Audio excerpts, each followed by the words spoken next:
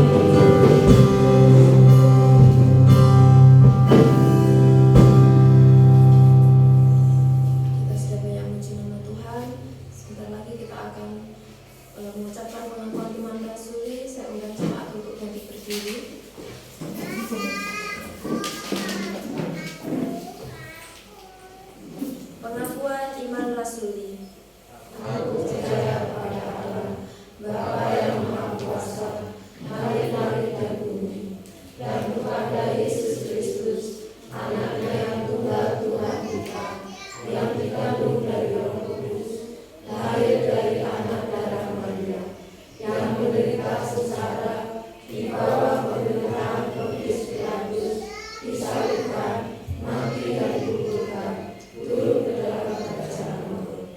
Pada hari yang ketiga, bangkit pula dari antara orang mati, naik ke surga, duduk di sebelah kanan Allah, Bapa yang Maha Kuasa, dan dari sana Dia akan datang untuk menghakimi orang yang hidup dan yang mati. Aku percaya kepada Roh Kudus, Gereja yang kudus dan am, persekutuan orang kudus, pengampunan dosa, kebangkitan tubuh, dan hidup yang kekal. Amin. Jemaat tetap berdiri, mari kita sambut firman Tuhan dengan pujian dengan saya pun.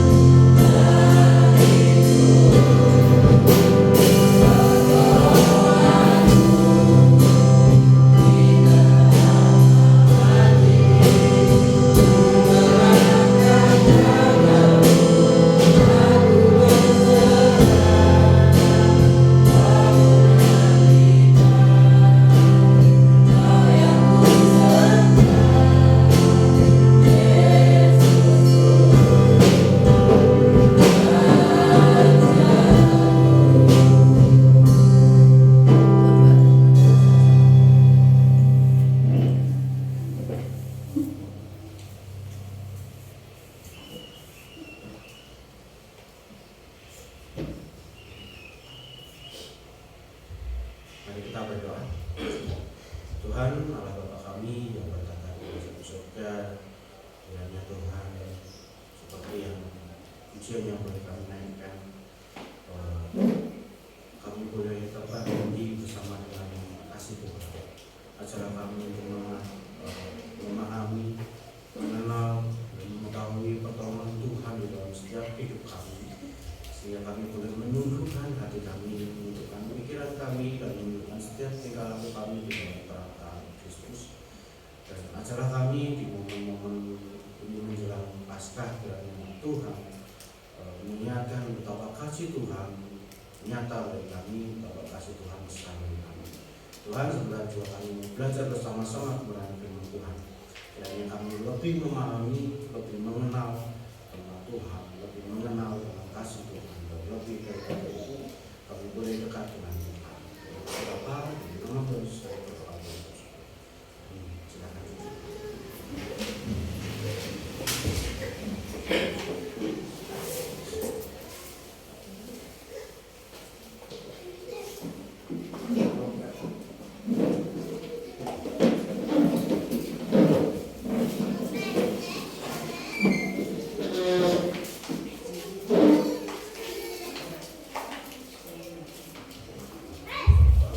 Shalom. Tuhan, kita masuk ke bulan-bulan menjelang Paskah. Kemarin kita sudah selesaikan tentang pembelajaran mengenai ucapan bahagia. Dan terakhir kemarin adalah ucapan bahagia, berbahagialah orang yang dianiaya karena Tuhan, orang yang dianiaya karena Kristus. Sekarang kita mau belajar tentang 7 perkataan salib. Jadi mulai minggu ini sampai ke Paskah, ya, kita akan belajar mengenai 7 perkataan salib yang disampaikan Tuhan Yesus di kayu salib. 7 perkataan salib ini memiliki makna yang sangat mendalam. Ini adalah bisa dikatakan ringkasan dari semua pelayanan Tuhan, puncak dari semua pelayanan Tuhan Yesus selama masa hidupnya, puncak dari pembelajaran Tuhan Yesus semasa hidup, dan juga menyatakan bahwa dimulainya era baru, dimulainya kepercayaan baru yang berbeda dari kepercayaan agama-agama yang sebelumnya, bahkan sangat jauh berbeda dengan agama Yahudi yang menjadi induk dari kekristenan itu sendiri. Di masa penyaliban Tuhan Yesus, itu adalah perubahan dari yang bersumber hukum-hukum yang berlaku, dari peribadatan dengan persembahan-persembahan korban yang berlaku, dan akhirnya korban itu diselesaikan oleh Tuhan Yesus sendiri. Maka kita orang Kristen tidak perlu lagi memberikan korban. Ya, kalau korban perasaan biasanya sering, ya. Tapi korban binatang, korban hasil bumi tidak diwajibkan seperti pada masa sebelum Tuhan Yesus. Karena mungkin terlalu ini karena Tuhan, dekatnya Tuhan dengan kita. Kadang-kadang kita tidak lagi tahu perbedaannya apa sih, kita mau dekat dengan Tuhan atau tidak dekat dengan Tuhan. Dan kita mau belajar bersama-sama tentang ucapan perkataan salib yang pertama. Kita buka dalam Lukas pasal 23 ayat 34. Lukas pasal 23 ayat 34.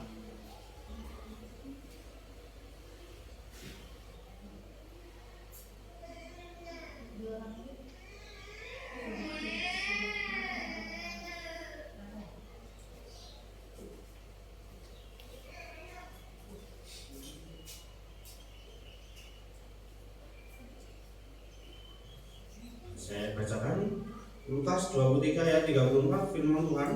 Yesus berkata, "Ya Bapa, ampunilah mereka, sebab mereka tidak tahu apa yang mereka perbuat."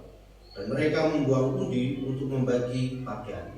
Nah, kita fokuskan karena tema kita 7 perkataan salib, jadi kita bahas di perkataan Tuhan Yesus saja. Ya Bapa, ampunilah mereka, sebab mereka tidak tahu apa yang mereka perbuat. Kalau kita baca di dalam perikop di pasal 23 itu, Bagaimana kronologi atau urutan setelah Yesus dihadapkan ke Pontius Pilatus, mau disalib. Pontius Pilatus sebenarnya tidak mau menyalibkan Tuhan Yesus karena tidak ada salahnya. Tapi karena desakan orang Yahudi yang banyak, imam-imam besar, ahli Taurat, orang-orang Farisi, orang-orang Saduki, mereka berkumpul demo untuk menginginkan supaya Tuhan Yesus disalib. Bahkan Pontius Pilatus sendiri memberikan satu penawaran dengan ditukarkan dengan Barnabas. Ini adalah penjahat yang keji yang ditukarkan oleh Tuhan Yesus itu. Pontius Pilatus membawa satu penjahat yang keji, yang kejam, dengan tujuan mereka tidak pilih ini. Mereka mau pilih lepaskan Tuhan Yesus.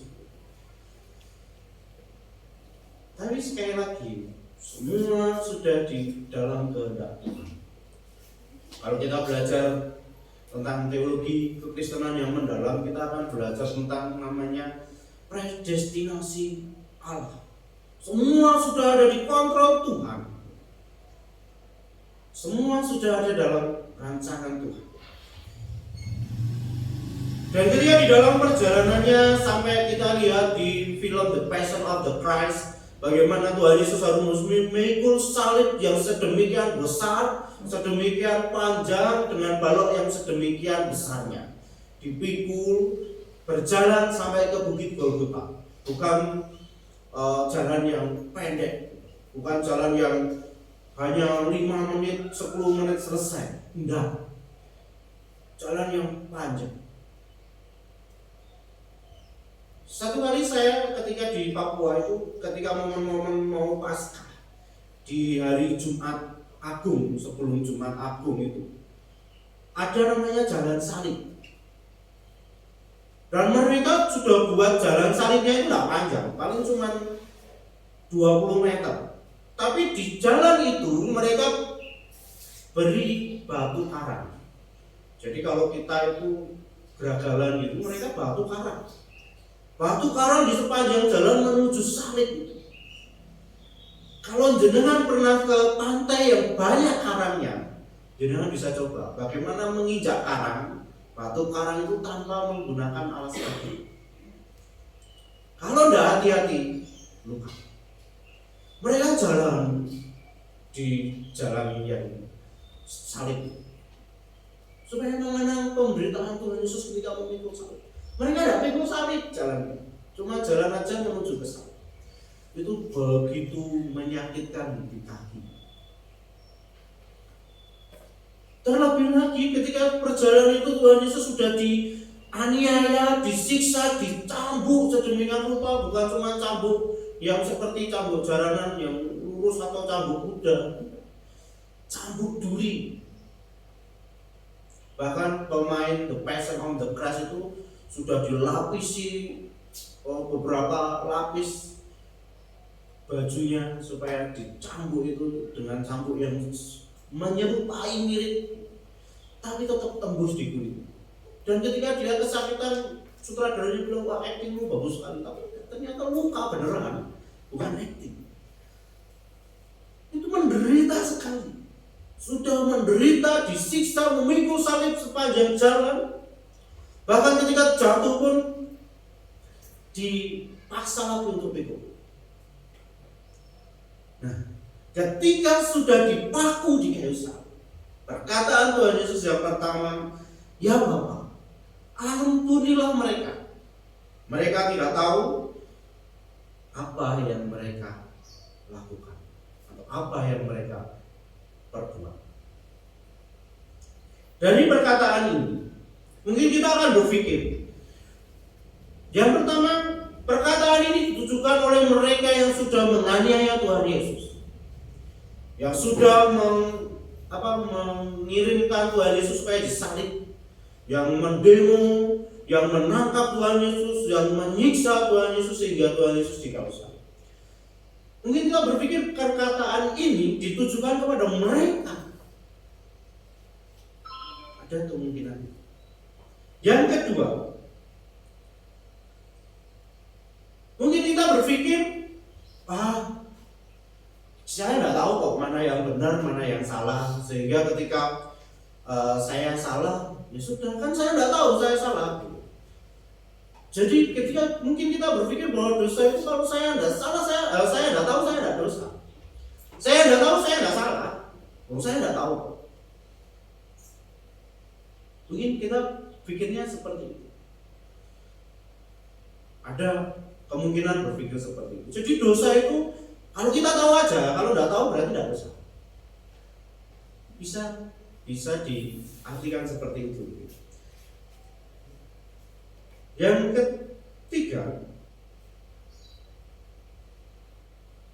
itu berbicara mengenai apa yang kita lakukan sesuatu. Tadi mengenai benar dan salah. Yang ini yang diketahui, kita tahu itu benar atau kita tahu itu salah. Sama seperti ketika saya kelilingi yang lampu merah di Tugu Adipuro itu, belok kiri kan langsung. Padahal posisi lampu merah saya dimarahin anak saya. Loh kok terus, kan lampu merah harusnya berhenti. Padahal belok kiri langsung. Ngomel di sepanjang perjalanan. Nggak tahu kalau itu boleh langsung. Ketika diberitahu, oh iya, ketika di sana nanti sudah nggak ngomel lagi. Dosa itu bukan perkara saya tahu atau perkara saya tidak tahu, atau perkara itu benar atau perkara itu salah. Terus mungkin kita juga berpikir kalau kita tidak tahu kita bisa diampuni. Enggak. Mungkin kita lakukan kesalahan, saya tidak tahu ya, mohon maaf saya tidak tahu, sudah diampuni gitu ya, supaya tidak dihukum lagi. Enggak. Ketika sudah diperhadapkan pada peradilan, kita mau tahu atau tidak. Ketika itu salah, ya salah. Ketika kita dihadapkan pada satu kasus peradilan, kita tidak ada hakim bilang, wah kamu tidak tahu ya, ya sudah, tidak apa-apa. Terus dibebaskan. Nah, mungkin kita berpikir, wah kalau kita banyak di video itu korupsi itu hilaf gitu, hilaf 1 triliun gitu, itu hilaf 1 triliun. Kalau tidak hilaf mungkin 100 gitu ya, 1. Kalau ditangkap mesti ketika melakukan kesalahan, melakukan kejahatan, wah saya hilaf gitu, hilaf kok sampai lama gitu, hilaf terus-terusan, lupa terus-terusan. Enggak. Melalui ayat ini Tuhan mau berbicara ketika pengampunan itu tidak berdasarkan mau tahu salah, mau tahu benar atau tidak.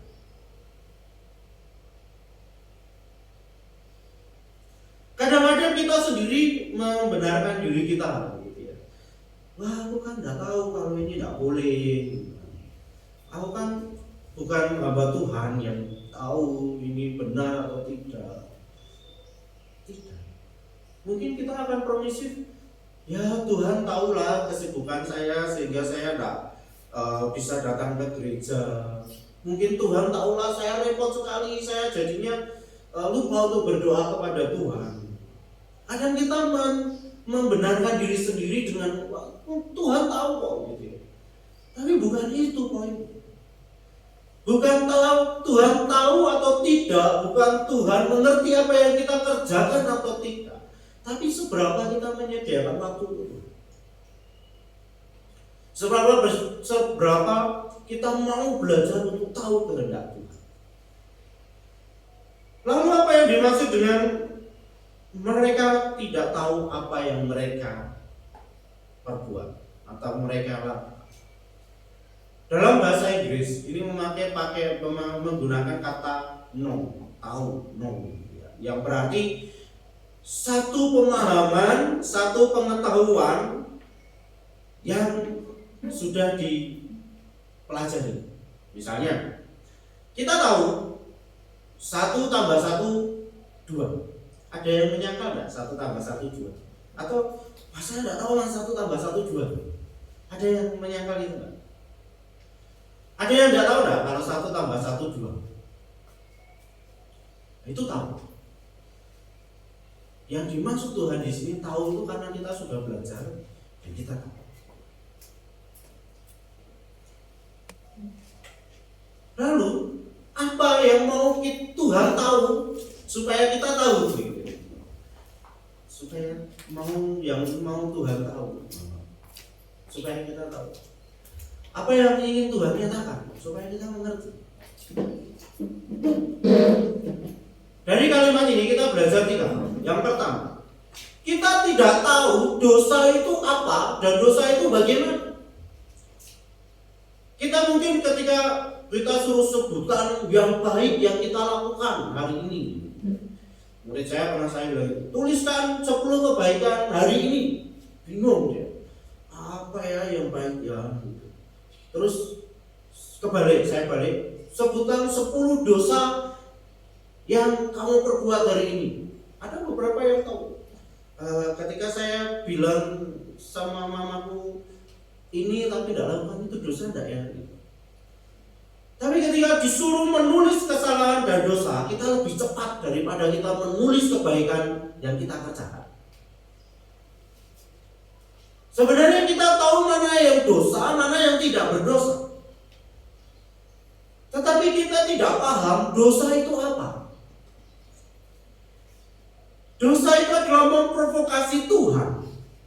Bukan cuma sekedar kita tidak taat sama Tuhan, bukan sekedar kita hanya melawan Tuhan, tapi memprovokasi. Memprovokasi itu kayak gini.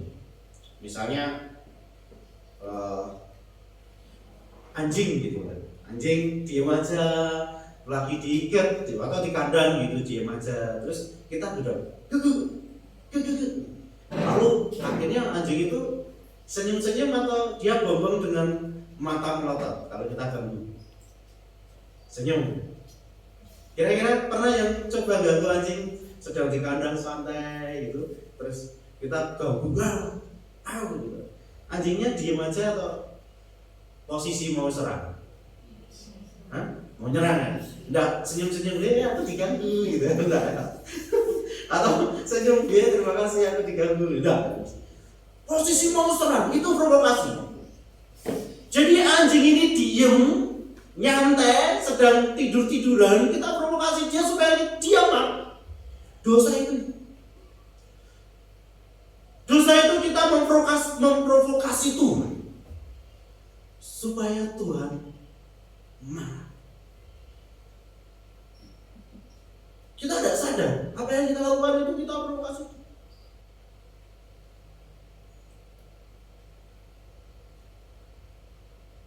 Sama ketika orang tua, ketika anaknya dikasih tahu, gitu ya, dibilang gitu ya, pernah nggak? Dia marah-marah gitu kan, di belakang gitu, dia terus agak jauh ini langsung lari gitu. Kira-kira kita bahagia, wah anakku senang sekali tak kasih tahu bahagianya, atau kita marah?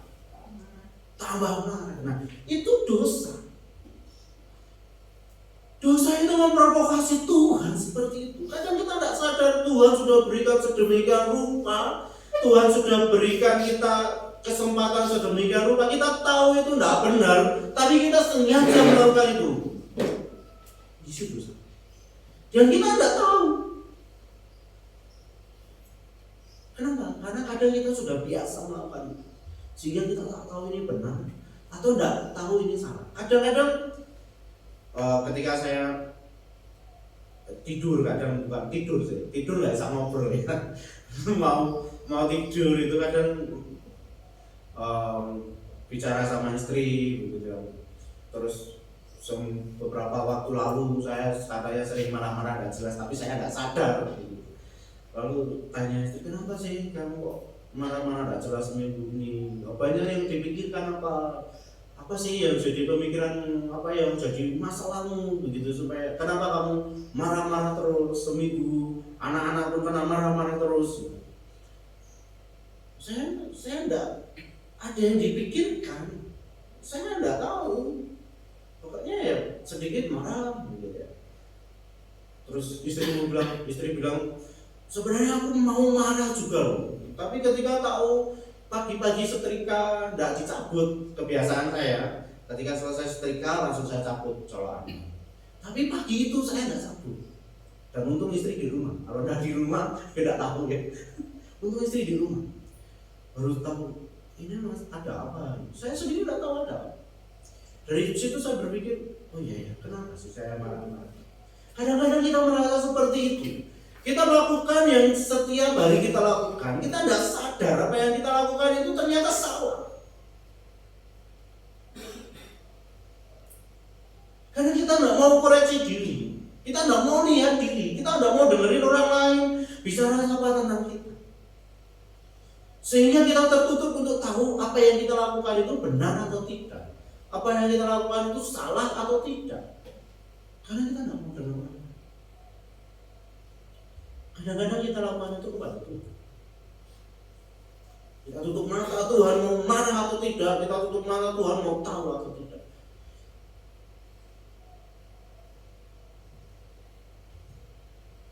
Yang kedua, seharusnya kita tahu ya, Tuhan itu benci dosa. Kira-kira ada tidak yang tahu? Tidak tahu bahwa Tuhan itu benci dosa. Tidak tahu. Ada yang tidak tahu? Kita semua tahu, di agama manapun tahu bahwa Tuhan itu benci dosa. Tuhan itu tidak mau umatnya itu berdosa, sehingga ada hukuman, ada penebusan, ada pengampunan. Tuhan benci dosa. Ketika kita tahu Tuhan benci dosa, terkadang kita sengaja melakukan dosa itu. Entah kita sadar atau tidak sadar, seperti yang pertama. Kita tidak tahu, aku tidak sadar kalau sudah lakukan dosa. Kadang-kadang kita lupa Tuhan itu benci dosa, Tuhan itu benci ke tidak taatan, Tuhan itu benci kita melakukan hal-hal yang tidak sesuai dengan kehendak Tuhan. Tapi kadang kita menutup mata, kita tidak mau tahu. Kadang kita itu pura-pura tidak tahu bahwa apa yang kita kerjakan itu menyakiti hati Tuhan. Itu yang terjadi. Sama ketika Rasul Petrus tahu bahwa Tuhan Yesus ditangkap, pagi-pagi mengikuti Tuhan Yesus dan ketemu orang, lalu katakan, lu kamu orang Galilea yang bersama-sama dengan Yesus itu ya? Enggak, aku tidak kenal dia. Lalu jalan lagi ketemu anak kecil, oh ini salah satu dari rombongannya, ini orang Nazaret ini. Aku nggak kenal dia. Lalu pindah lagi tempat supaya dia, Rasul Petrus juga mau lihat Tuhan Yesus ini diapain, ditangkap begitu. Tapi ketika dia pindah-pindah tempat, oh ini rombongannya, dia nggak mau karena nanti jangan-jangan aku ditangkap sama seperti Tuhan Yesus kalau aku mengaku rombongan.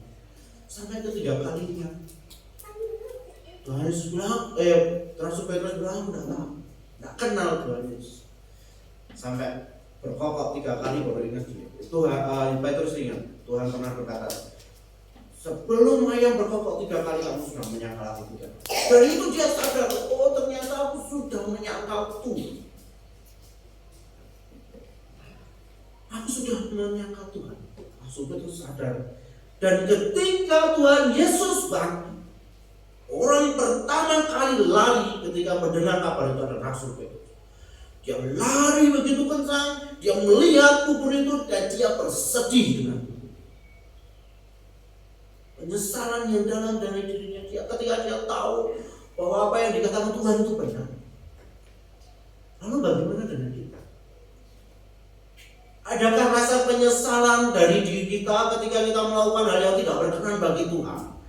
Adakah rasa kita melakukan ketika melakukan hal-hal yang tidak benar di hadapan Tuhan itu kita merasa aku tidak tentram, aku seperti dikejar-kejar rasa bersalah, aku harus selesaikan itu di hadapan Tuhan. Kalau kita tidak rasa itu, kita bertanya dulu sama sudah tahu nggak kehendak Tuhan? Sudah dekat nggak saya dengan Tuhan? Kalau ketika kita melakukan kesalahan kita tidak akan terganggu hati dan pikiran kita, supaya kita menyelesaikan kesalahan.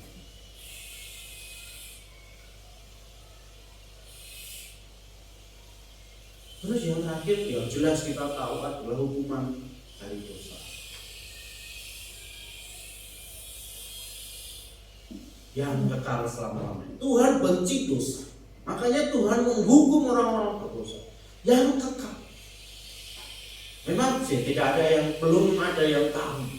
Bukan tidak ada, belum ada yang tahu bagaimana kondisi penghukuman itu, bagaimana kondisi surga, tidak ada yang tahu. Kalau tanya saya juga tidak tahu surga itu seperti apa. Saya belum pernah ke sana.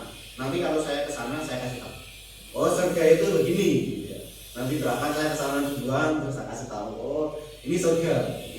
Atau ada yang mau sukarela tengok ke neraka. Oh, neraka itu seperti ini loh Mas. Gitu. Baru beritahu ke saya. Wah, ternyata neraka itu seperti ini. Saya tidak bisa bilang neraka seperti apa, surga seperti apa, karena saya tidak tahu. Hanya yang dijanjikan Tuhan, surga adalah tempat yang penuh dengan kesejahteraan. Sedangkan neraka adalah tempat yang penuh dengan hukuman. Kita bisa bayangkan bagaimana tempat itu penuh dengan hukuman. Semua orang bisa membayangkan hukuman yang seperti apa, terserah. Kalau mau kira-kira mau hukuman yang paling ngeri, silakan nonton Siksa Neraka, itu sudah ada filmnya. Tapi itu tidak sesuai dengan yang ada di sana. Karena yang buat film juga belum pernah ke sana. Kita semua tahu bahwa Tuhan menghukum terus. Bahkan Adam dan Hawa, orang pertama yang diciptakan Tuhan, pun dihukum karena dosa. Dikatakan bahwa kamu akan bersusah payah mengerjakan tanah di mana kamu tinggal. Dan sampai sekarang, ya itu yang kita rasakan. Kadang-kadang saya jengkel sama Adam. Coba kamu taat sama Tuhan, pasti saya bisa hidup enak. Nggak mikir lagi harus tanam cabai, nggak mikir lagi saya harus tanam sayuran, buah-buahan sudah ada, enak. Tapi itu benar. Semua sudah ada di dalam kontrol Tuhan. Semua sudah ada di dalam satu kisah yang sudah dituliskan Tuhan dalam hidup kita. Tergantung bagaimana kita memahami posisi kita. Tergantung kita memahami seperti apa kita yang diinginkan. Kalau mungkin yang sudah pernah ikut satu teater atau drama, mungkin sudah tahu. Kalau menjadi drama itu harus menjadi tokoh dalam drama itu harus lakukan seperti apa. Bahkan tokoh yang jadi pohon pun itu ada apa yang harus dilakukan. Pohon itu tidak boleh gerak-gerak sembarangan. Semua sudah diatur sedemikian rupa oleh pembuat naskah. Demikian pun hidup kita. Ketika kita menyadari bahwa hidup kita semua ada di kontrol Tuhan, bukan berarti kita jadi robot yang kita kerjakan itu. Ya, saya mau dosa kan Tuhan yang suruh saya berdosa. Meskipun hidup kita di dalam kontrol Tuhan, di dalam ruang lingkup yang sudah Tuhan tentukan, tapi kita punya kehendak bebas, yang bebas memilih apapun yang kita kerjakan seturut dengan pemikiran kita. Tapi kebebasan kita berpikir, kebebasan kita bertindak, kebebasan kita berperilaku, kebebasan kita itu tidak sebenar-benarnya bebas. Meskipun mungkin pikir, wah ini di rumahku kok aku mau bebas ngapa-ngapain. Tidak. Kebebasan kita di rumah dibatasi kebebasan tetangga kita di rumah. Itu fakta. Sama seperti ketika kita hidup, aku bebas menentukan apapun, tapi penentuan kita dibatasi oleh aturan yang sudah dibuat Tuhan. Nah, misalnya tetangga kita putar musik keras-keras begitu ya, soundboard yang diputar gitu ya. Terus kita yang tetangganya, wah senang aku, wah apalagi yang sakit gigi gitu ya, sakit gigi tetangga sebelah putar soundboard begitu, aduh sudah dihibur sakit gigiku begitu ya, senang ikut nyanyi. Atau malah nggak ngerti apa orang sakit gigi malah putar musik gitu. Kira-kira yang kita lakukan, kita ikut nyanyi, wah sonor ini langsung. Kalau anak-anak denger ya langsung apa, ambil center lihat video. Atau kita mana? Nah ini contoh kebebasan kita dibatasi oleh kebebasan orang. Kita bebas mau apa, tapi orang lain juga punya kebebasan, merasakan kebebasan. Ketika kita sudah memahami itu, kita sudah tahu lingkup kita, kita akan menjalaninya dengan penuh kedamaian. Kenapa? Karena masing-masing tahu. Dan kita pun tahu kebebasan kita dibatasi oleh pengaturan Tuhan. Mana yang boleh, mana yang tidak boleh. Mana yang berkenan bagi Tuhan, mana yang tidak berkenan bagi Tuhan. Maka ucapan pertama digariskan pada Bapa, ampuni mereka. Ampuni kita. Kenapa? Karena kita tidak tahu apa yang kita kerjakan. Terkadang kita melakukan yang terbaik untuk Tuhan, tapi kita tidak tahu cara kita benar atau salah.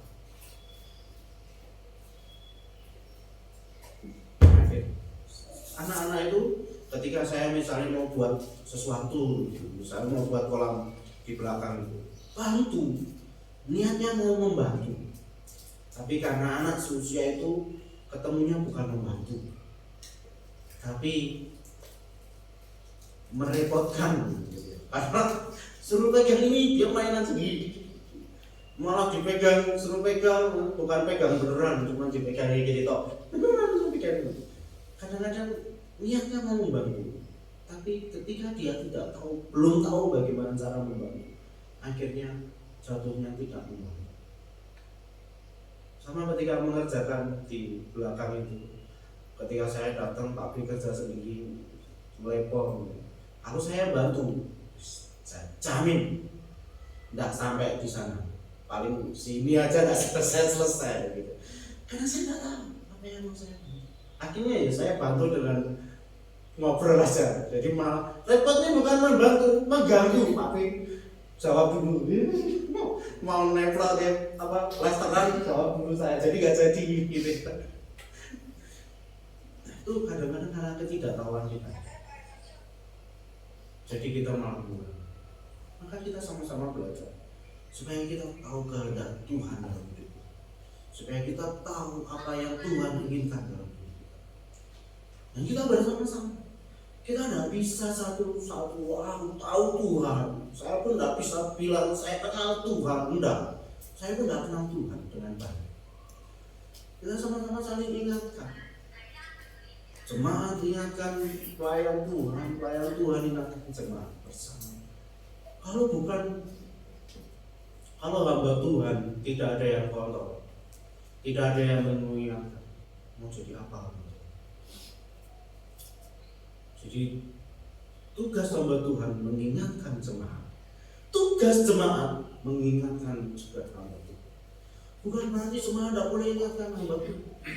Atau merasa menderita, aku udah lebih pintar dari hamba Tuhan, aku udah tahu tentang kita. Tidak. Belum tentu saya yang berkhotbah di sini, belum tentu saya yang membaca Alkitab itu lebih rohani daripada Bapak. Belum tentu saya mengajarkan kita harus mengenal Tuhan, kita harus dekat dengan Tuhan, itu lebih kenal Tuhan daripada Bapak Ibu Saudara. Belum tentu.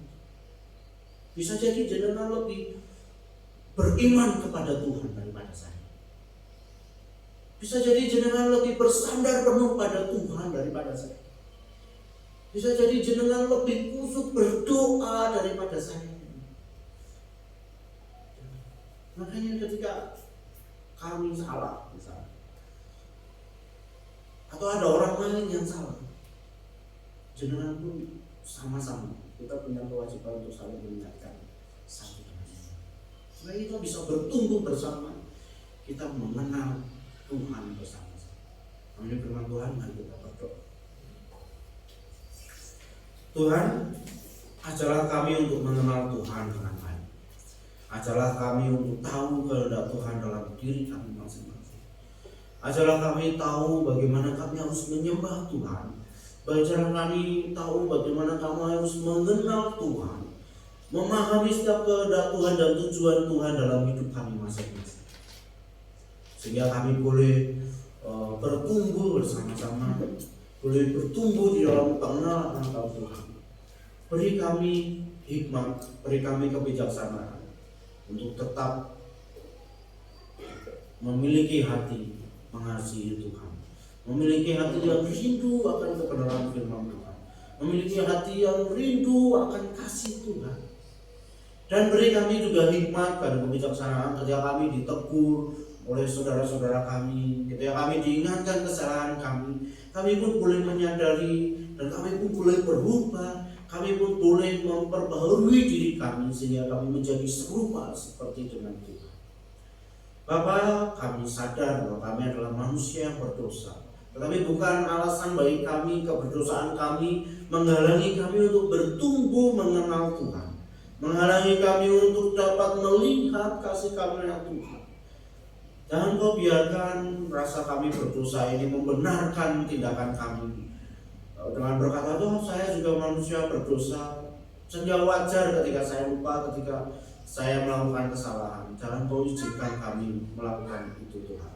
Tetapi ajalah kami menyadari kesalahan kami, menyadari keberdosaan kami, dan kami boleh memperbaiki kesalahan kami, memperbaiki keberdosaan kami, sehingga kami lebih dapat mengenal Tuhan. Sekali lagi Tuhan, tanpa pertolongan Roh Kudus, tanpa pertolongan-Mu, dan tanpa pertolongan saudara-saudara seiman kami tidak dapat bertumbuh dengan baik di dalam pengenalan kami.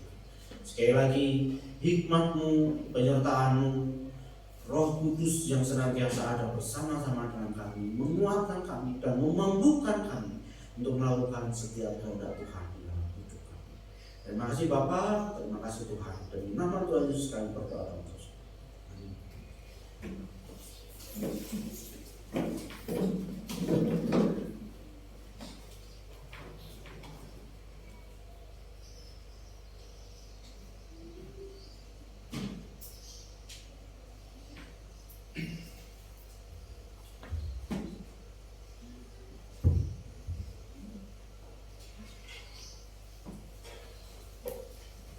Terima kasih untuk penyampaian firman Tuhan. Mari kita responi firman Tuhan dengan pujian Bapa sentuh hatiku.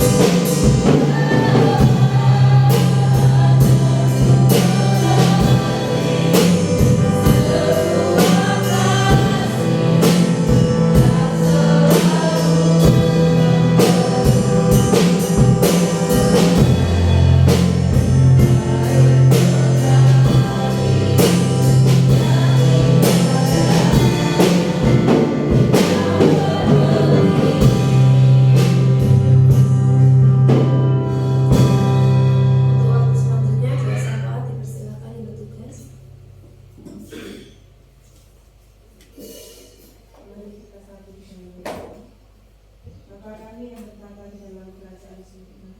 Karena saat ini kami kembali menghadap